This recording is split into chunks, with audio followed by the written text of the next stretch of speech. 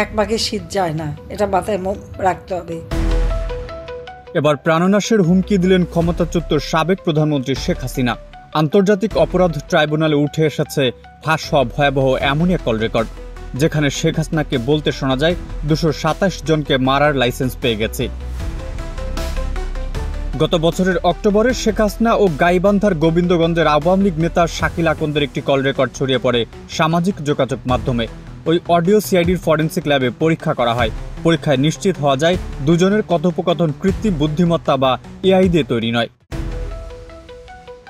বিচারকার্য চলাকালীন তুলে ধরা হয় ভাইরাল অডিও ক্লিপ, যেখানে এক পর্যায়ে শেখ হাসিনাকে বলতে শোনা যায়, ওইসব তালিকা করো আর অফিসারদের বলো আমরা তালিকা পাঠাচ্ছি নেত্রীর কাছে, উনি চাইছেন ভবিষ্যতে কাজে লাগবে।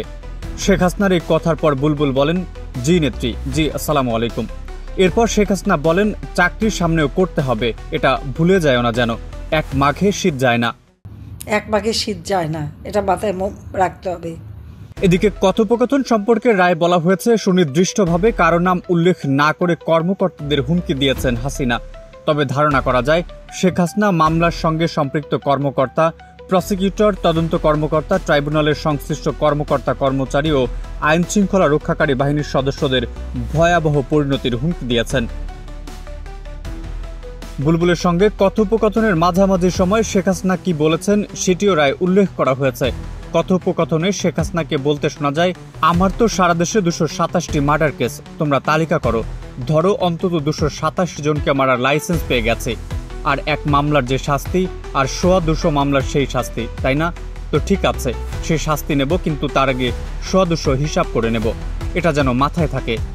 রায় বলা হয়েছে বুলবুলের কাছে শেখ হাসিনা 227 জনকে হত্যার দৃঢ় সংকল্প প্রকাশ করেছেন, সেজন্য বুলবুলকে তিনি 227 জনের একটি তালিকা তৈরি করতে বলেছেন।